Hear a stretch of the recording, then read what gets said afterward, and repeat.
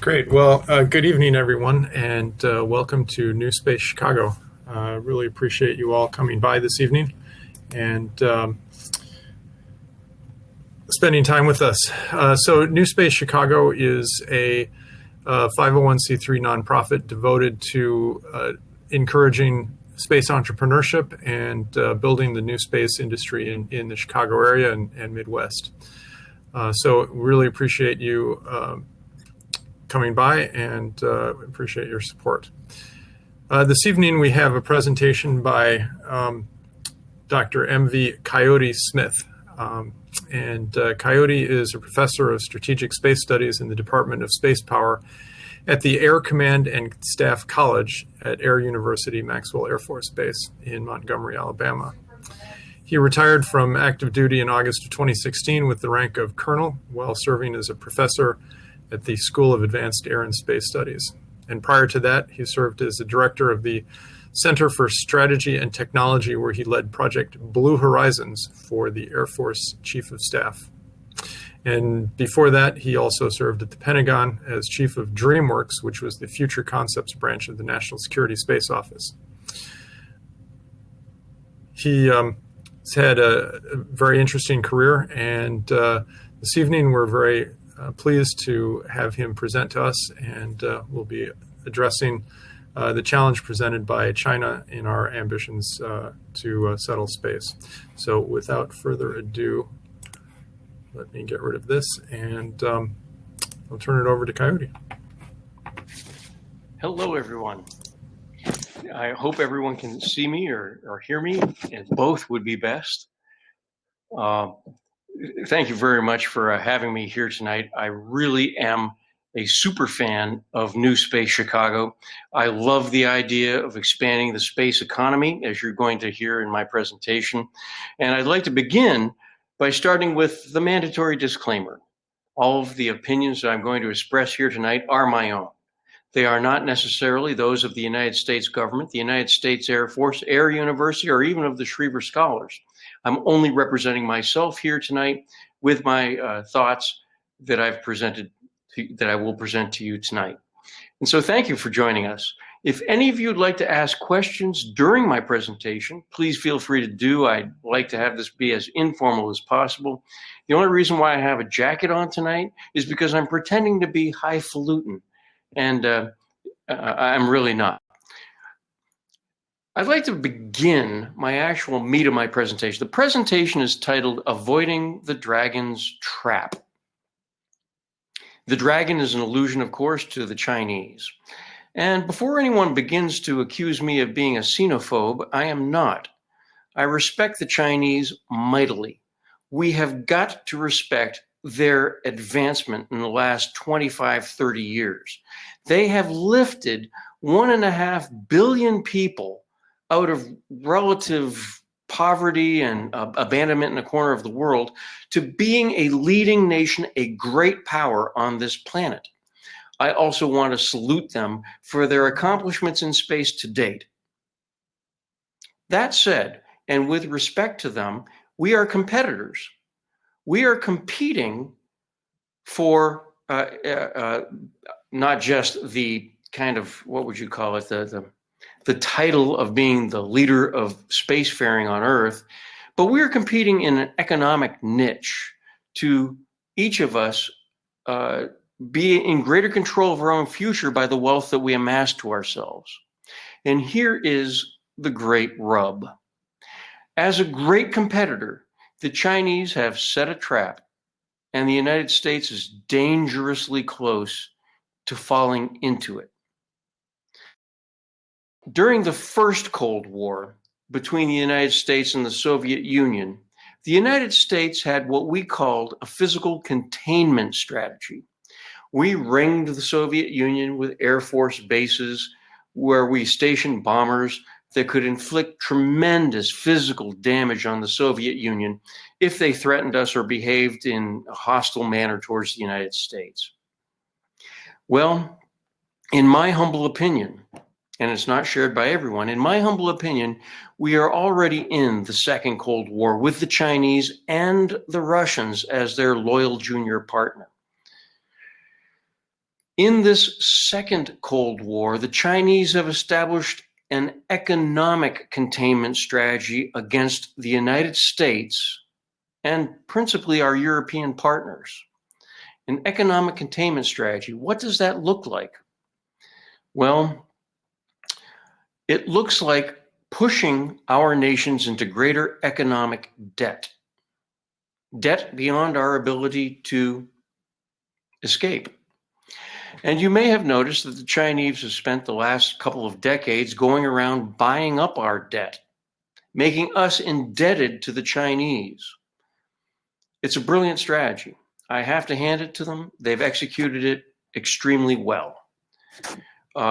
Soon,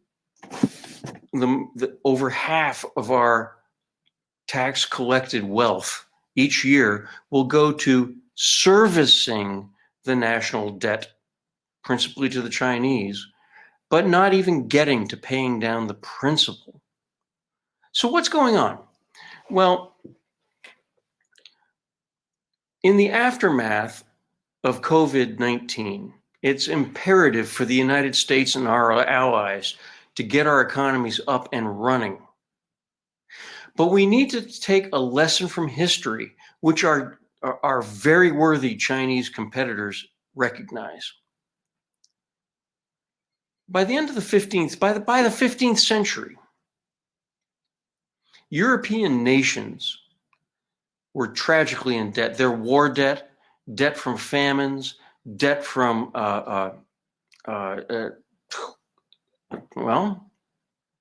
pandemics that had swept Europe, had left them economically fractured. Whole nations, royal families were so indebted to their merchant class and to other patron nations that, several of those monarchies lost the title to the crown and were replaced. Whole nations fell.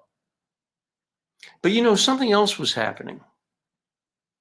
Christopher Columbus rediscovered America. It had been discovered years earlier by Norsemen, etc., but not developed. Columbus discovered America and came back with a plan for economic development that he presented to those that invested in his voyage. Principally Queen Isabella, the story, she from Spain, funded his journey. Well, those European nations saw the opportunity to expand their national economies beyond their borders. Those nations from Europe that sent their merchant fleets secured by their navies to the New World secured those resources. And they achieved three things. First, they secured those resources for their own national wealth. Secondly, they denied those resources to their enemies. And lastly, because of that and their ability to pay off their debt, they became the leading powers for over 500 years in the world. They colonized the rest of the world. Now, I'm not going to make a moral judgment on the fact that Columbus found the Americas and those European nations that eventually would succeed secured the wealth of the new worlds for themselves. That's not the point of the discussion here tonight. The point is that here in the beginning of the 21st century, history is rhyming once again, to paraphrase, Mark Twain, who said that history doesn't repeat itself, but it often rhymes. It's rhyming because here we find ourselves, the United States and our closest allies, in tremendous crushing debt. And it's increasing. It's increasing rapidly. And we really don't have a plan to get out from under this debt. And what is a loan? A loan is placing a burden on your future. It's taking a loan from your future. We need to solve that problem. Now, the Chinese, the worthy competitor that they are, understands the trap that they have us in. They understand because they play Go.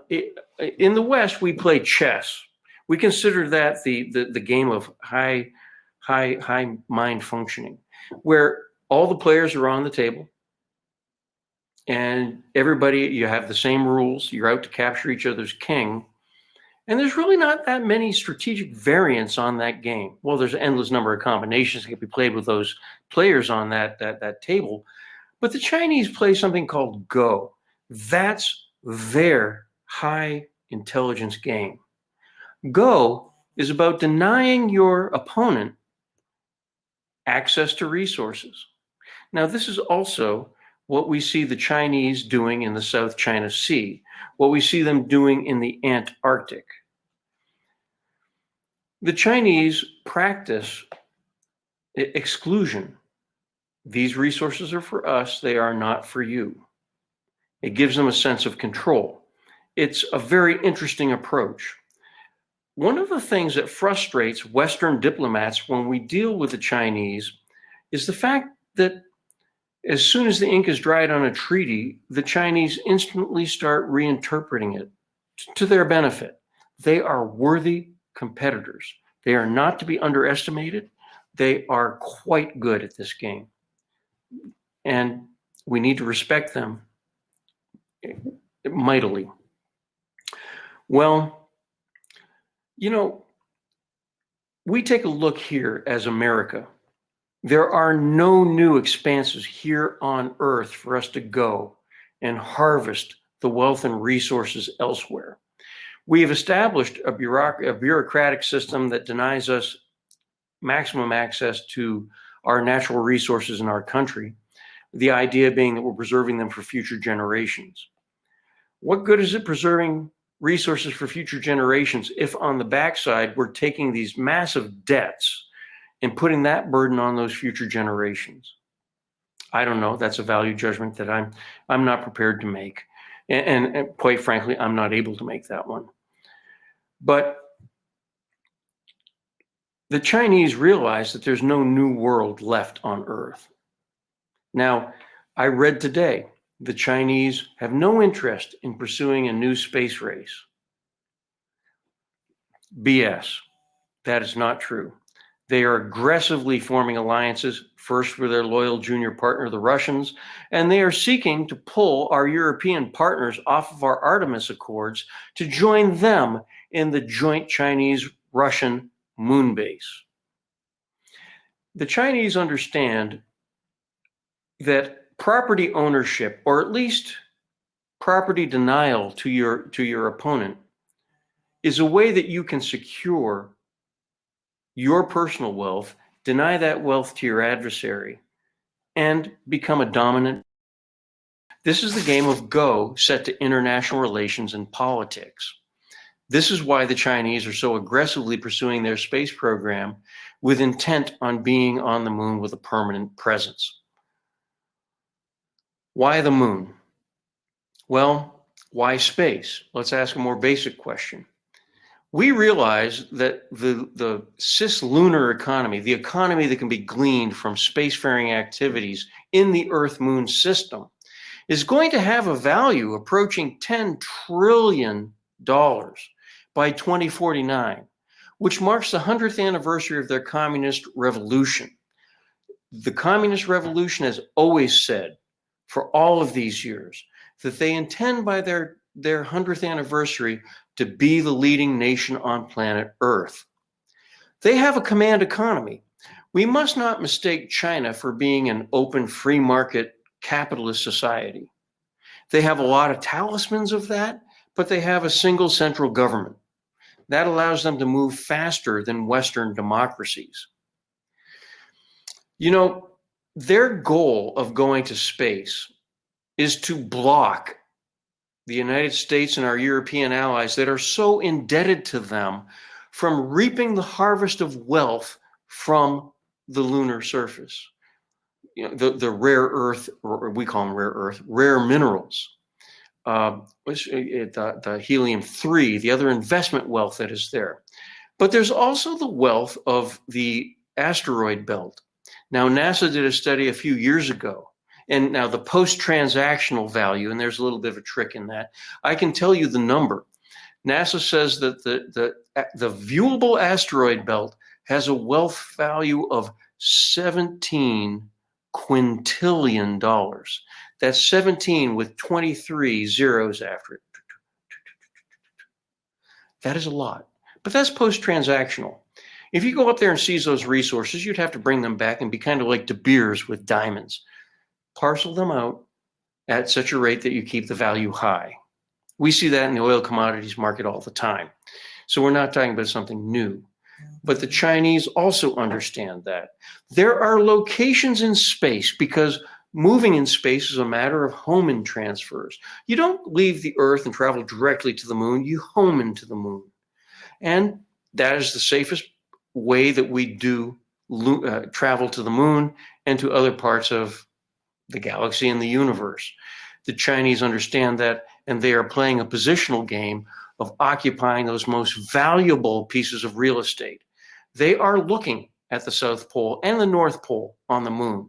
They have already established satellite back at the L2 position of the moon on the backside that's in such an orbit that it gives the Chinese permanent communications with the rover that they've got on the backside of the moon.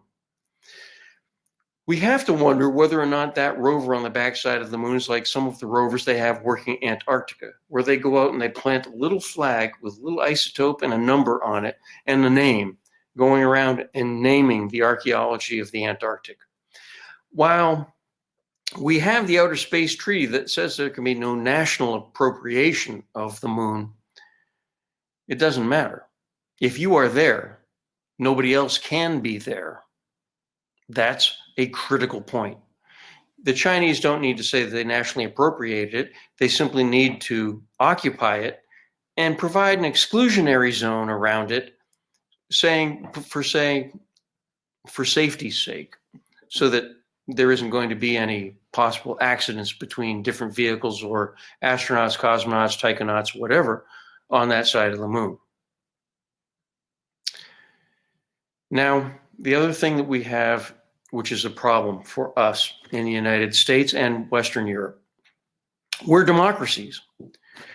China has written a tremendous amount of this in the recent years. And here it is. This is a statement I want you to remember. The greatest weapon to use against democracy is too much democracy. The Chinese believe, and they write consistently, that if you can prevent a consensus from being developed in the legislative bodies of Western governments, you can grind Western governments to a halt. You can prevent them from taking an action, because a democracy requires consensus to accomplish anything. Now, we're in a brief period of time right now where one political party is in charge of at least two of the three branches of federal government, the legislative and the executive. And the political party which is out of power right now is greatly depowered. But we don't see a tremendous space emphasis from the new administration. I am happy with the statements they've made supporting the Artemis Accord, but we don't see a reformation of the National Space Council, which is going to slow us down in accomplishing things in space using our democratic bureaucracy. The Chinese are able to move faster than we are. And by putting out false information or information that says that the United States can't succeed or that money spent on space is wasted, those types of things de-energize our legislative effort in the Capitol to accomplish things. Now, I'd like to point out GPS, operated by the United States Space Force. GPS is a money-making proposition for the Air Force, a money-making proposition for America. The annual valuation to the U.S. economy, not just used by the military, but to the economy, is over $300 billion a year in real return on the investment that the government makes on GPS alone. Those capabilities are unique. Nothing can replace GPS. Well, okay, you've got GLONASS by the Russians, you've got Galileo by the Europeans, and of course, BetoSat by the Chinese. But GPS is providing over $300 billion of taxable revenue to the US economy every year. We're a money-making proposition. Money invested in space by the US government is massive, but it pays a return on that investment. Think about Uber. Uber wouldn't exist if it wasn't just for not only GPS, but communication satellites, which carry most of their data traffic. Banking data carried via satellite. Think about what weather satellites do to improve the quality of life. This morning here in Alabama, I woke up to tornado sirens. Yeah, didn't make me terribly happy, but at least somebody was giving me a warning. And it wasn't because we had radars that were finding them, it's satellites that find those things, and radars, slow as they are now in the modern economy, find those things and verify it. So we're really quite happy with that. But I want to point out that China, again, is a heavy, hard-hitting competitor. If you take a look at their disregard for international norms in establishing islands in the South China Sea and arming them, you'll understand the degree that this competitor intends to win. For them, it is a zero-sum game. We, in our Western democracies, with our Western sense of values, we want to think of things in terms of win-win situations. That is not the Chinese tradition. There is I win and you lose that hangs out there for us. So as we take a look at the configuration of our national space programs, I have argued elsewhere that NASA needs to be turned into a perpetual Lewis and Clark expedition that does exploration, not necessarily for the sake of advancing science, although I do find that interesting. Their primary mission ought to be discovery for the purpose of handing over economic opportunities to the business sector. It is our business sector that feeds our people. It is the business sector that provides jobs. It is the business sector that makes all of the wonderful things around us happen. And so as Chicago takes a look at investing more deeply into the space industry, I absolutely salute that effort. Yes. Now, we have some fantastic entrepreneurship going on in the United States today. No presentation on space would ever be complete without mentioning Jeff Bezos' effort with Blue Origin, Elon Musk's effort with SpaceX. And I want to stop right there. Back in 1964, Congress laid out a baseline for the things that they hoped the US Air Force and NASA would accomplish. One of those was reusable rockets, because the government wasn't interested in repaying for the same for disposable rockets. They wanted reusables because they knew that that would be cheaper in the long run. Well, government never delivered. Take a look at the age of SpaceX and think back a couple of years ago now, watching Starman launched off to Mars in a Tesla, and those dual ships, reusable stages landing. Did that not spark your imagination? It did mine. It did all of my students. It did my children. We're living in a very real time that is changing, but it's not our democratic government that delivers these capabilities. It is the business sector. And those investments deliver such a return. Just government investment, the least efficient of all forms of spacefaring, delivers a return on the investment on things like GPS. Wow. So it's time for us to think differently about space. And the Space Force gives us a tremendous opportunity. Now, the Space Force is young. The Space Force is filled with people that were raised and commissioned in the Air Force. They're still air-minded. The Air Force has a luxury. They only focus on warfighting. They are either sent to a forward theater to fight a war, or they're back here in the United States training to fight a theater war. The reason why we have a separate Space Force is because what space does has very little to do with warfighting at all. Space is about advancing the business interests, in our case, of the United States, our allies, our friends, and our partners. Space is for business. As the Space Force matures, it will realize that its primary mission is support to the economy.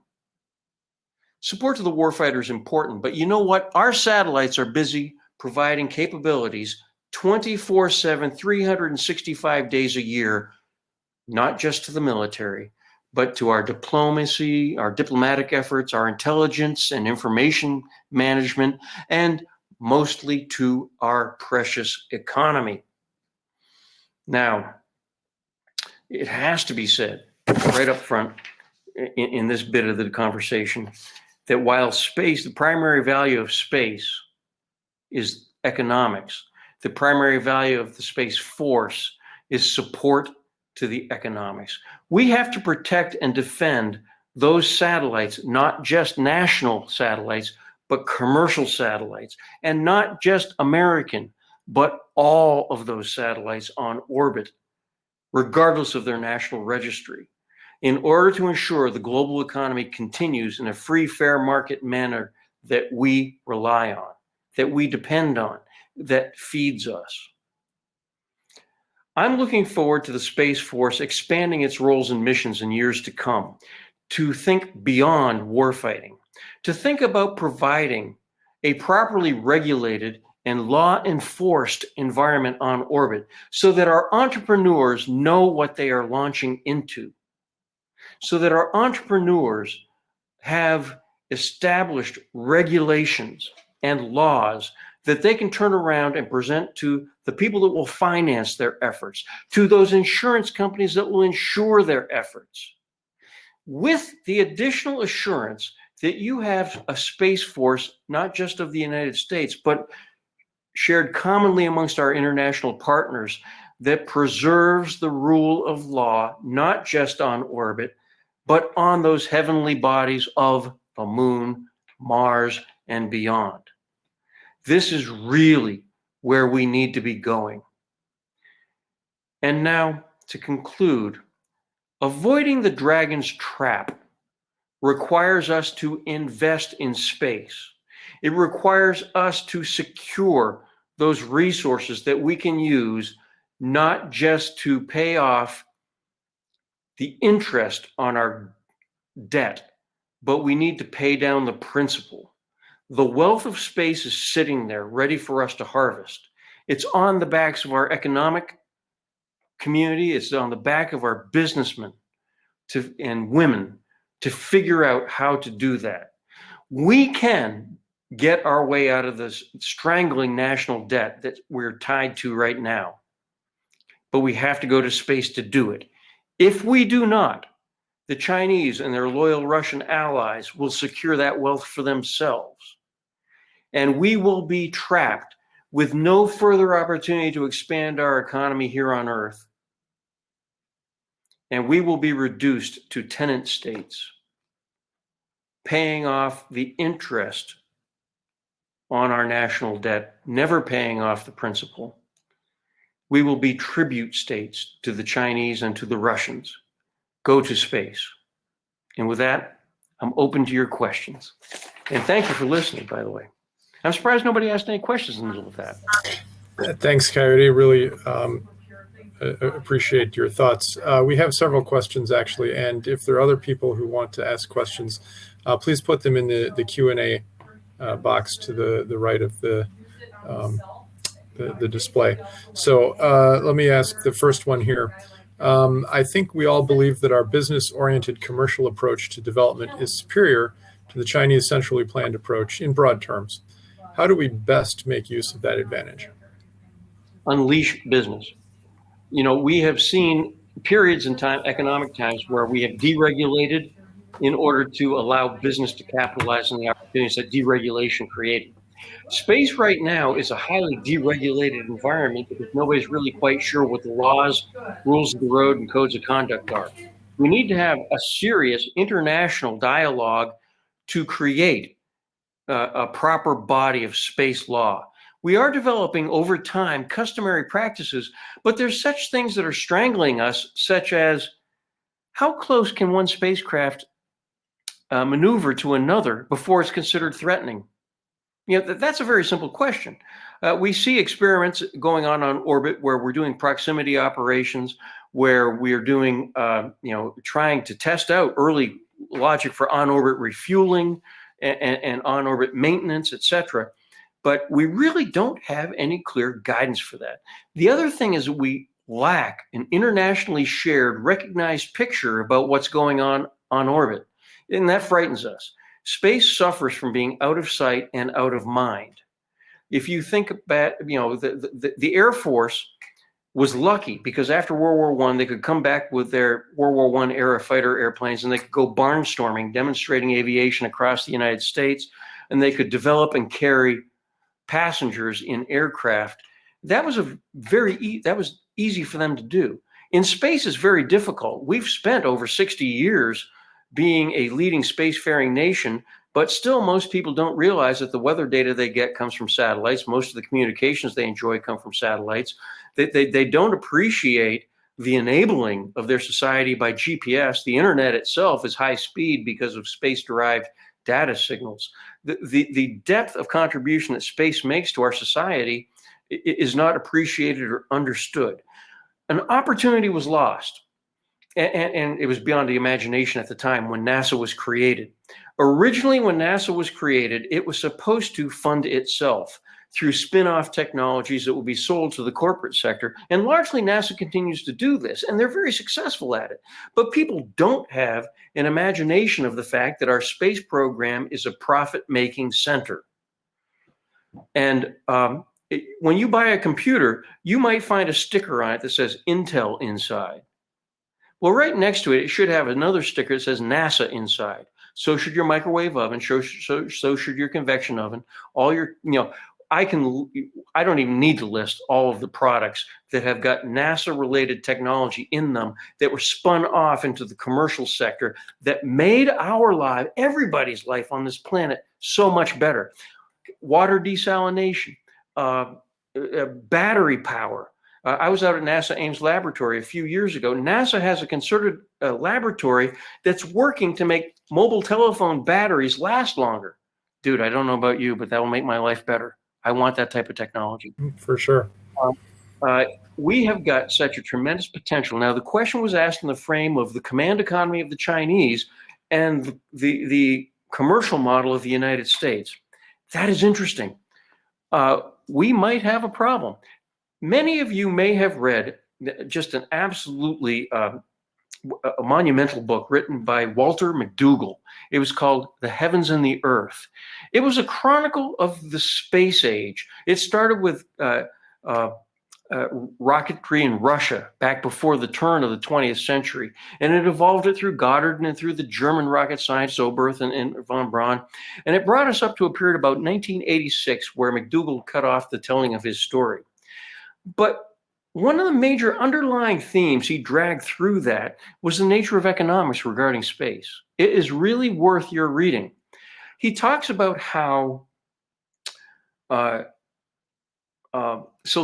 in Russia was doing very good rocket research, very good. The Russians at the turn of the 20th century were bar none, head and shoulders, leading the world.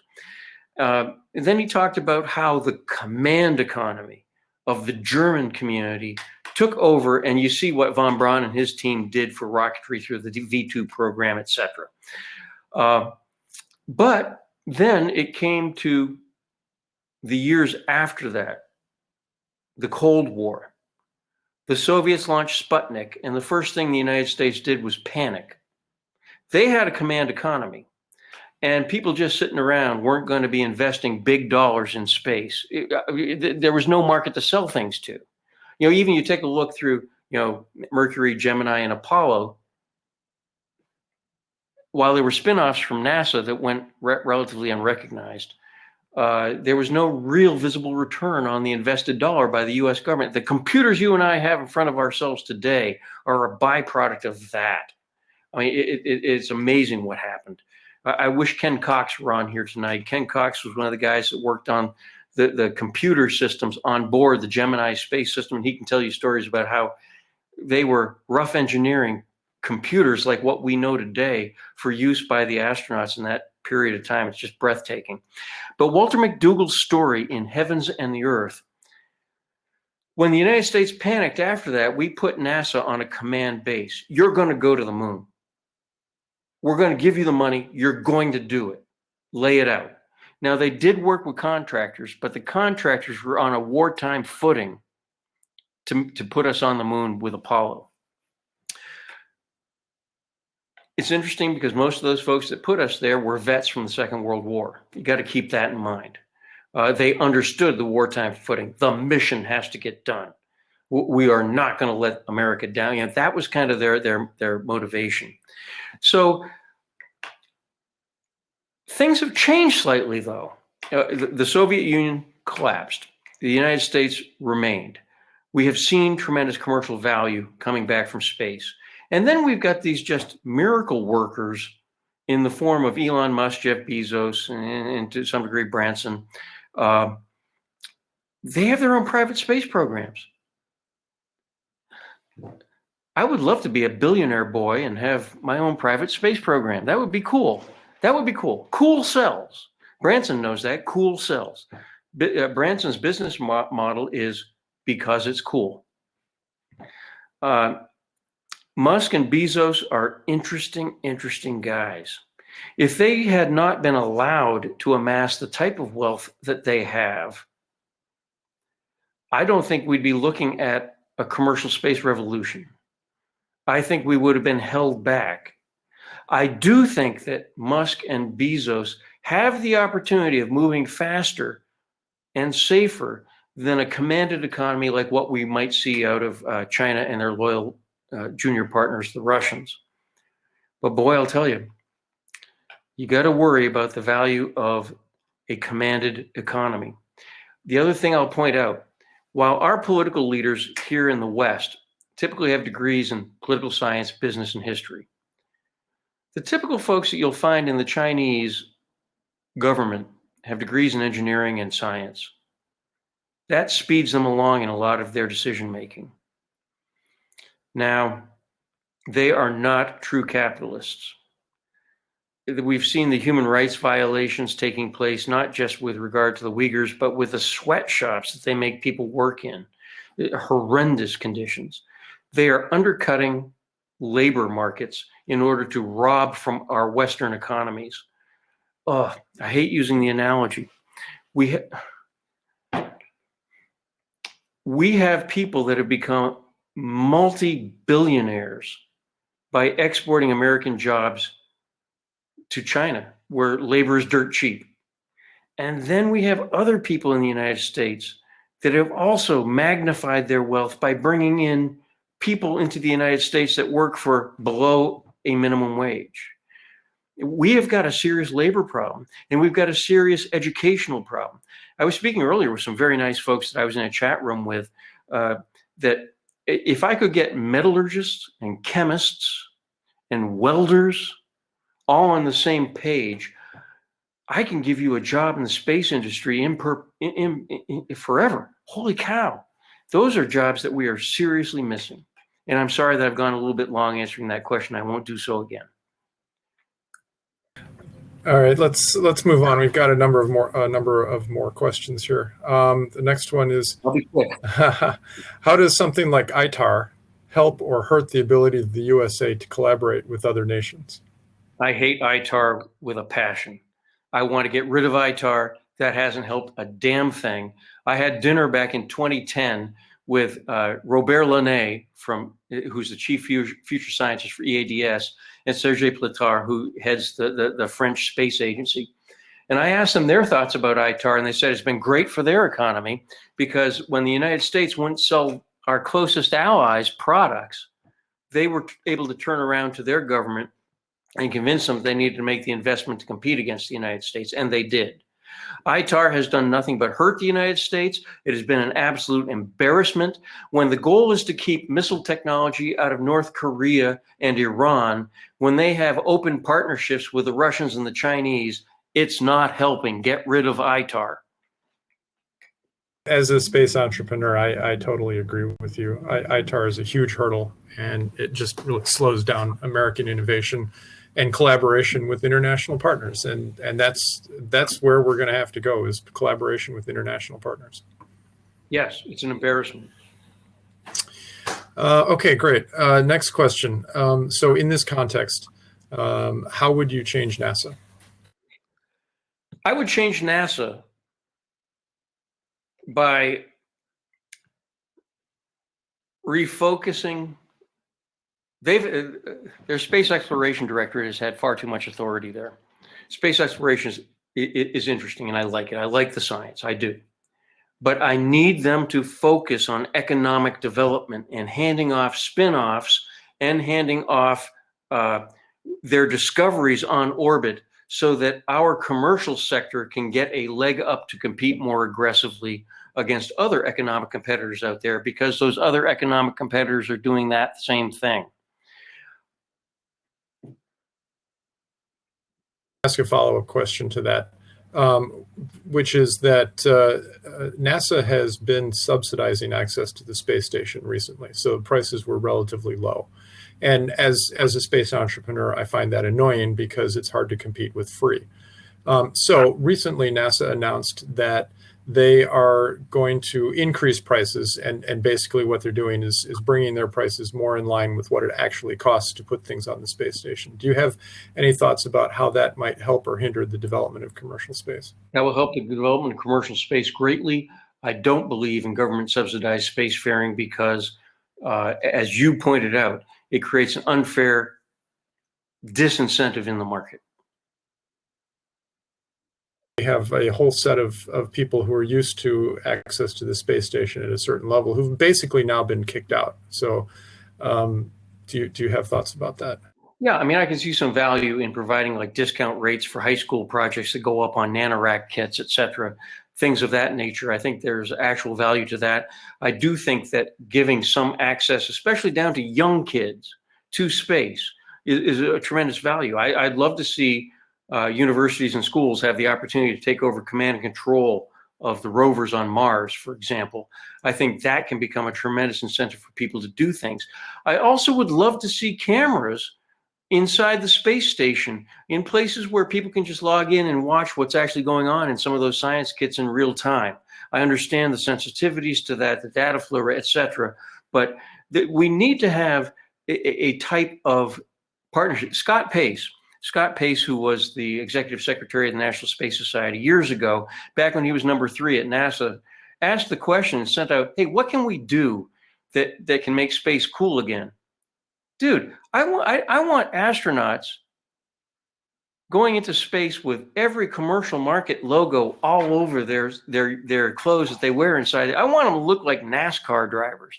I want to see the Nike swoosh on the side of a rocket going to space. I want to see a lot of type of commercial investment there, capitalizing on the opportunity for commercial investment any way we can. Actually, jumping off that question, you mentioned unleashing businesses for space. What other business opportunities do you see that can take advantage of space? Dude, you know, the Europeans kind of got a hold of this a little bit with Galileo, but the technology wasn't there. I could see a commercial backbone to position, navigation, and timing.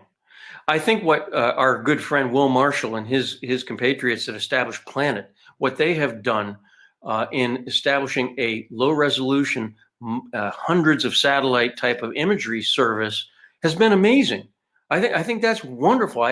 My hat is off to my good friend Will Marshall on that. The government doesn't need to do most of the things that it does. I'd like to point out that, as I said during my presentation, our Space Force has, you know, a wide variety of capabilities that we provide globally all the time.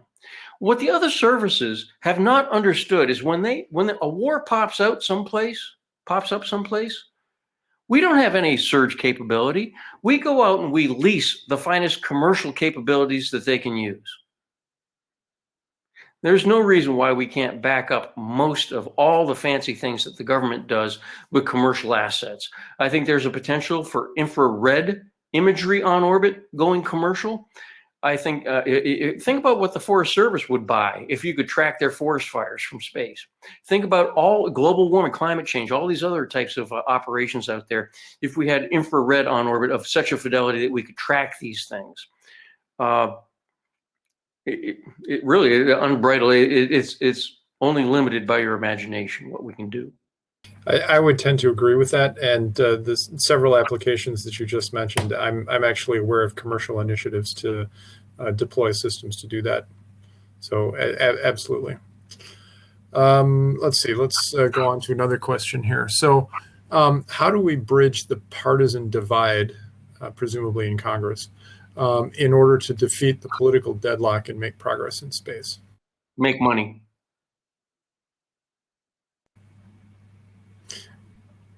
Make money for commercial enterprises, for the government? Yeah, follow the money. Make money, contribute to political campaigns, and you will succeed. Okay. If NASA is redirected away from its current Moon-Mars focus, or not actively supported by the current administration, how much impact would this have given how the commercial space sector is moving fast and developing? China will secure cislunar space. We will lose. In other words, China is already occupying the L2 position. They already have rovers on the backside of the moon. They will take the both poles of the moon in short order with their loyal junior Russian partners. And they are already very busy trying to pull off our European allies out of the European Space Agency to partner in the Chinese and Russian lunar space station program. They mean business. They are not kidding. They are zero sum. They are not here to be our cooperative partners. They are in competition with us. They are to be respected. They are to be revered for their accomplishments. They're not to be feared. They're not to be hated. But we need to recognize that we have a serious competition. I would like to have the Western values that we share be the values that we go forward with in space. I'm concerned that a nation like China that just seizes the South China Sea, that despite their promises that they would never weaponize the islands that they build, even though now they bristle with bombers, fighters, and missiles, they move the goalposts consistently to benefit themselves. They are hard competitors and are to be respected. And we need to make sure that that type of brutal diplomacy is not what leads humanity into space.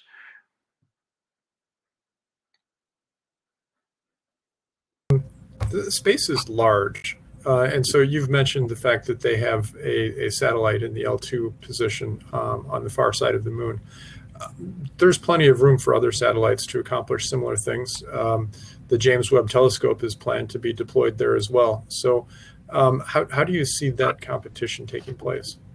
One of the things I'm concerned about is the lack of a formal agreement between nations, called a law, a treaty, a code of conduct, rule of the road, whatever.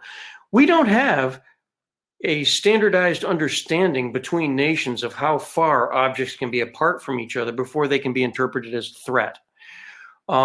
Going back to the earlier question, the reason why the moon is so valuable is because the moon is the gateway to the rest of the universe, because of the home and transferring that needs to take place, because of the much better energy situation of lifting off the lunar surface for any mission elsewhere in the solar system. The moon is really the key to the rest of the solar system. Conversely, that means that the moon is also the key position in reverse to Earth. So settling the lunar environment is absolutely critical and essential. And we need to think now, we need to expand the roles and missions of the Space Force to be able to provide law enforcement in those areas. And by law enforcement, I'm not talking about armed law enforcement. I'm talking about Coast Guards like law enforcement. The Coast Guard operates on the high seas as a law enforcement body. They, along with other law enforcement bodies, can provide that same type of legal security in space. We need to have that.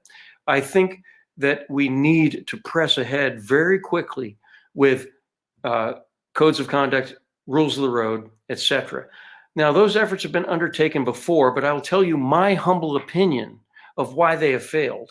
They failed because we let the arms control community do the negotiating and do the arrangement between countries. We need to get the commercial sector to establish those things. What was the arms control community trying to control? All those wars that we've had in space? No. The problem with the arms control community is that doing absolutely nothing in space is at least secure and fits their interest. We need to enable space commerce, not shut it down because of a satellite could be used as a weapon. Let me give you a secret. Every satellite that has been launched, every registering nation has had a backup plan on how to use it as a weapon. That's not a mystery, folks. That's the fact. But when the United Nations comes out, a former director of the UN Institute for Disarmament Research made a statement that it was okay for the Russians and the Swiss to develop space debris removal systems. But if the United States developed it, it would be a weapon. Come on, you're not helping. We need to get these discussions out of the arms control community. You take a look at the UN Office of Outer Space Affairs, the UN Institute for Disarmament Research, the COPUOS, the Conference on Peaceful Uses of Outer Space, and PEROS, the Prevention of Arms Race and Outer Space organizations, and you come to realize that, look, it's the arms control community on the international stage that's doing all of the talking. Commerce needs to do the talking. We need to enable the Department of Commerce, not the arms control people at our Department of State, to go do the discussions to bring about a commercially relevant set of codes of conduct.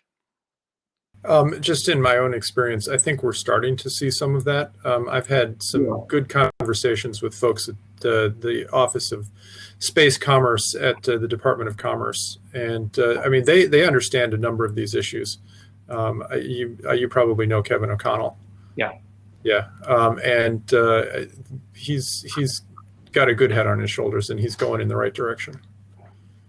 Of course, he's not there anymore, so it's unclear what's going to happen now. But that's the problem. You know, what one administration gives, the next administration takes away.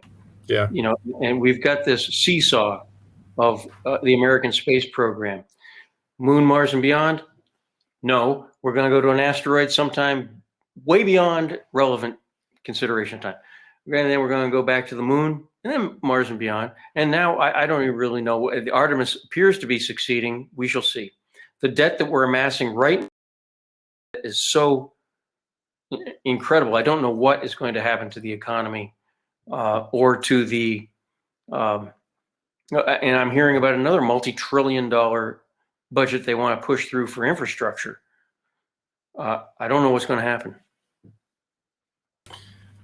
Well, I guess we'll see. All right, last question. How are you using your background and experience to influence investment in space? And is there anything that we can do to advocate and accelerate change?